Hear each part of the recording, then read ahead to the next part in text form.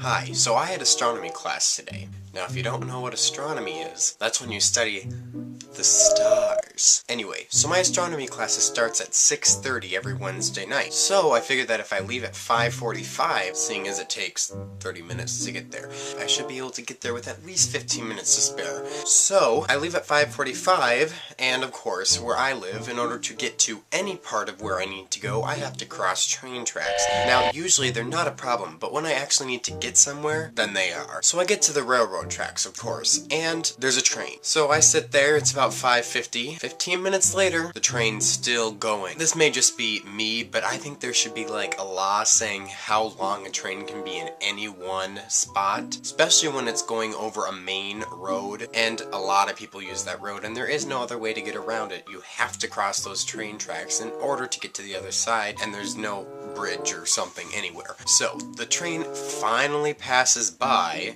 at 6:15. So now I have to make a 25-minute drive from where I am in 15 minutes. So I'm making my way there. I pass by like 5 McDonald's on the way there. When I finally get to like 2 traffic lights before the college. Now, if you make this traffic light, you are the luckiest person in the world. Because this traffic light takes about 5 minutes to change. So finally the traffic light changes. Finally get to the college. I know exactly what room I need to be in. I need to be in 215. Okay, so I get there. And of course, being me, I would already know exactly where it is because I looked on the map online for the campus. And I go in there and there's nobody there for astronomy, and then I realize that I needed to go to room S215, not room B215, because the B rooms are business rooms. So I make my way there, and it's about a 3-minute walk from that room to the room I actually need to be in, and I go to the room and I look inside, and there's everybody in there, and the teacher's already in there, so I didn't really want to just walk in, and there's a sign on the door saying, "Lecture in session, use back door quietly." So I sneak in the back door, and of course 5 people look back at me to see who I am, because it's very important that they look back and not pay attention to the teacher. So I find a seat next to these 2 girls, and I'm just like, hey. And they're like, hey. Well, the girl already did. Anyways, so when I finally got all my stuff down, she was talking about the syllabus, which I had missed when she had passed out. Then she tells us to break into groups, preferably the people sitting next to us, so I was lucky because I was actually sitting next to somebody. So I say, "Hi, my name is John." She goes, "Hi, my name is Janelle." And I said, "That's cool, why are you taking this class?" Oh, now in case you guys don't believe me about how boring this class was, let me show you my notes. Astrology is not equal to astronomy. Astronomy is the oldest science. And of course, Pluto is equal to a comet, not equal to a planet. And I drew my little best attempt at graffiti, saying bored, of course.